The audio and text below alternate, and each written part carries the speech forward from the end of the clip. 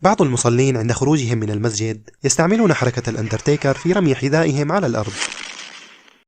في هذا المقطع سنعرض عليكم عددا من الأخطاء التي تحدث يوميا داخل المسجد، وأنا متأكد أنك ستذكر أشخاصا كثر قاموا بنفس هذه الأخطاء، لذلك فادعم وشارك هذا المقطع لعله يصل إليهم، وبسم الله نبدأ.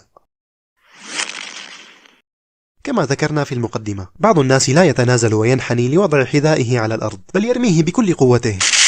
يا أخي ما بيصير لك شيء إذا طخيت شوي وحطيته على الأرض من دون ما تخبر على هالناس.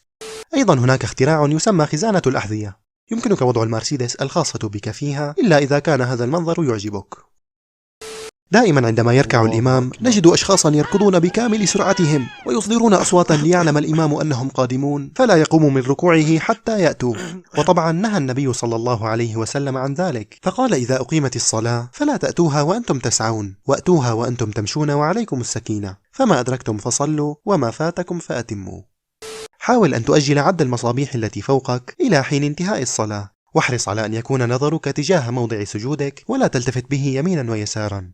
مرة كنت جالسا في المسجد أنتظر إقامة الصلاة، نظرت إلى الخلف وإذا بشخص ينظر إلي نظرات مخيفة. سلمت عليه لكنه لم يرد، وأخيرا تبين لي أنه كان يصلي. السلام عليكم ورحمة الله. قبل تكبيرة الإحرام كثيرا ما نسمع هذا الصوت: نويت أن أصلي لله العظيم الكريم 4 ركعات فرض صلاة الظهر حاضرا مقتديا مستقبلا الكعبة الشريفة حسب التوقيت المحلي لمدينة دمشق وما حولها خلف الإمام أبو عبده. نعم، النية شرط أساسي لصحة الصلاة، ولكن لا داعي لأن تسمعنا إياها. خلاص انوي في قلبك أن تصلي الظهر وبسم الله، وأيضا لا داعي لكل هذا الموشح مستقبلا ومقتديا ومدري إيش ومتوجها. ما في داعي، لأن ما يفر الإمام نويت أن أصلي فرض صلاة العصر، ما في داعي يا أخي. أنت جاي من بيتك تصلي فرض العصر، ما بتكلم شيء بلساني مقتديا. ما أنت مقتدي ورا الإمام، شو مقتديا؟ بدها النشيدة كلياتها ما بدها إياها. نعم. لن نتكلم عن أكل البصل قبل الصلاة، فالبصل الآن أصبح سلعة نادرة، وهذا الطابور الذي تشاهدونه الآن ليس طابور غاز أو خبز، بل هو طابور للبصل. ومع ذلك نجد أشخاصا يمضون نهارهم على طابور البصل ليأكلوه قبل الصلاة مباشرة ولينعشون برائحة أفواههم. عندما تركع لا ترفع ظهرك ولا تخفضه كثيرا، بل اجعله مستويا بحيث إذا وضعنا كوبا من الشاي على ظهرك يبقى واقفا ولا يسكب. ورأسك أثناء الركوع لا يكون مرفوعا ولا منخفضا، بل يكون مستويا مع ظهرك. إذا أردت أخذ طفلك معك إلى المسجد احرص على أن يكون بجانبك، ولا تجعله يشرد بعيدا عنك حتى لا يشوش على المصلين. أما إذا كان طفلك كثير الحركة وتعلم أنك لا تستطيع ضبطه، فالأفضل أن تؤجل إحضاره معك إلى أن يكبر قليلا. وإذا رأيت طفلا يركض ويلعب في المسجد فحاول أن تكون لطيفا معه. لا مو هيك. الأطفال بفطرتهم يميلون للعب في المناطق الواسعة.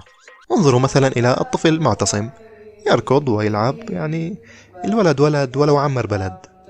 لكن كيف كان تصرف والده معه؟ معتصم؟ نعم يا أبي. لماذا تركت صلاة العشاء في المسجد ورجعت إلى الخلف؟ أريد أن أرجع إلى الخلف حتى أخف المشاغبين عن المشاغبة.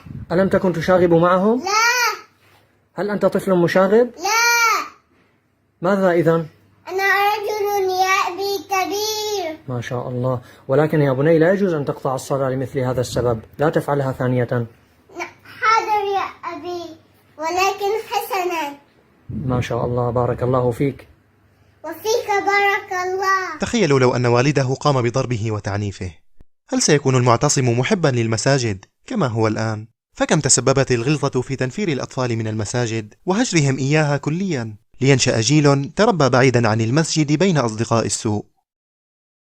الأخطاء التي ذكرتها عليكم الآن لابد أنكم رأيتموها على أرض الواقع وستروها مستقبلا، فإذا رأيتم فاعلها وجهوا له النصح بلطف بعيدا عن الناس، يعني بينكم وبينه ما تفضحوه، أو خلص أرسلوا له هذا المقطع وأخبروه أيضا أن يشترك في القناة، لأنه غالبا سيكون هناك جزء ثان. نلقاكم بإذن الله في فيديوهات قادمة، والسلام عليكم ورحمة الله تعالى وبركاته. الله.